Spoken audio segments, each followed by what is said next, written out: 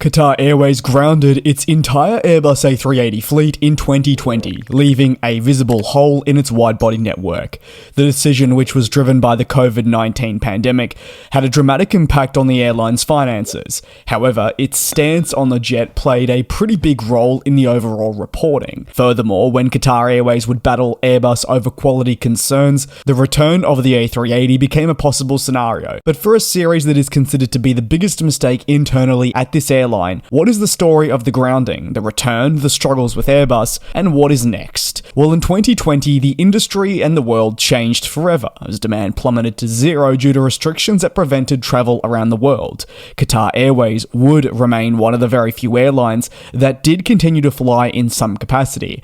However, the need for having as many planes as usual in the air was not present. Strong decisions were therefore made to reduce capacity, ground planes, and focus on specific markets to transport citizens stranded in countries around the world with repatriation flights that they were working with governments to conduct. I'm very grateful to this day being on one of those repatriation flights, as they were the only option. Not Qantas, not any Australian airline or other airline close to home. It was Qatar Airways offering such a service. However, planes like the A380 with such a sheer size were not required, given the inability to fill them. While more aircraft would be retired than just this, it would steal headlines thanks to its size. After analysing the effects of the global pandemic and seeing travel demand drop to zero, Qatar Airways did confirm it would ground its A380 fleet. The decision reached towards the end of March 2020 saw the jet pulled from service across cities such as London, Melbourne, Perth, Paris, Sydney and Frankfurt, to name a few.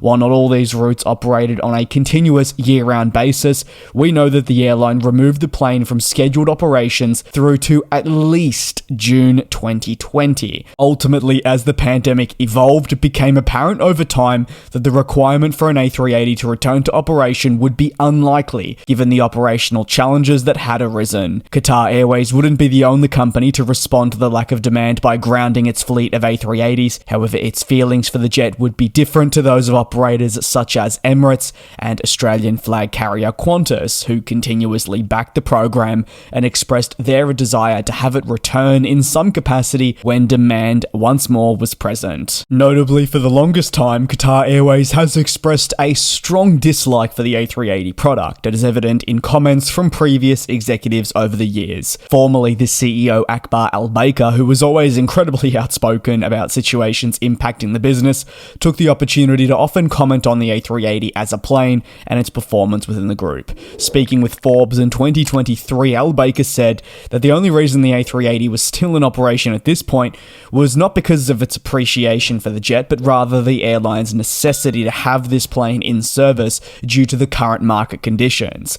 Other criticisms included the jet's size, which, while beneficial to some, was considered unsuitable for Qatar Airways, and as such is not efficient, with numerous operational drawbacks. Frankly, had fleet renewal panned out as intended, and don't worry, I'll get into that fleet renewal and why it is important for the return of this beast, and with demand also surging back quicker than expected, it left the Doha-based carrier scrambling, and a reliance on bringing the A380 back may not have eventuated as intended as it did if all these things had not fallen the way they did. But those are the many whats, ifs, buts, and maybes. Instead, Qatar Airways would have likely joined many other airlines in permanently scrapping the A380 in favour of next-generation twin-engine jets that would offer Qatar greater efficiency over the quad-engine superjumbos, while also reducing fleet complexity. In an ideal world, similarly to Lufthansa, the COVID pandemic and drop in demand for international travel would have allowed Qatar Airways to remove planes such as the 380 and transition towards more fuel-efficient jets, while also ensuring greater fleet simplification, like what I just touched on. This did not happen, as not only did demand return quicker,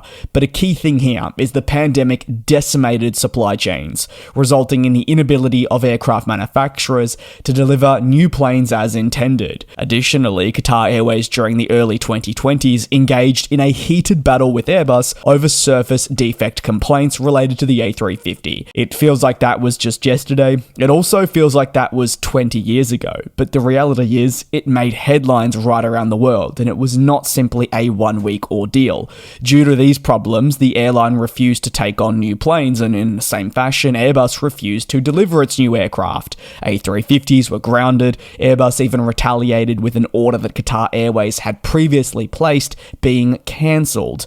So while the A380 was absolutely not an ideal choice for operations across its network, it was left little to no choice but to return the aircraft to service to try help and manage capacity and limit the impact on passengers and the loss of market share for many reasons, such as the surging levels of demand and the struggles in taking on next generation planes, but also because of those A350 groundings. By late 2021, the airline confirmed it was set to return the A380 to service, a direct response to the challenges it was experiencing, but also the fresh opportunities that were emerging. Despite the aircraft continuously being described as the biggest mistake in their recent history, the jet was coming back, and even after an impairment charge arrived which related to the grounding of the world's largest passenger plane. The Doha-based carrier confirmed at the time that due to challenges in keeping the A350 fleet active, there was a necessity of recovering lost capacity, and as the Christmas period approached, in steps the A380. Initially, the aircraft returned in popular European markets, including Paris, also flying to London Heathrow.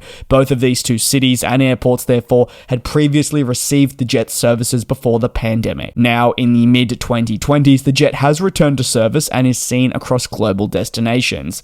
It is a hit with customers, but the airline still would probably feel that the aircraft is not the best choice. In 2023, for example, they said that they would try and retire the aircraft from this year. However, much of the retirement and when this plane eventually is phased out is going to come down to fleet renewal and when the delivery of next generation types such as the A350-1000 can occur without persistent delays, and that could even stretch down to the 777X. So in essence, we find ourselves in a position where the A380's return is still considered a short-term solution, and its eventual retirement will depend on the delivery of new planes, which the many ongoing issues I've touched on have only complicated matters further. I'd love to hear your take down below in the comments. Many people love flying the A380, but do you believe Qatar Airways has a point?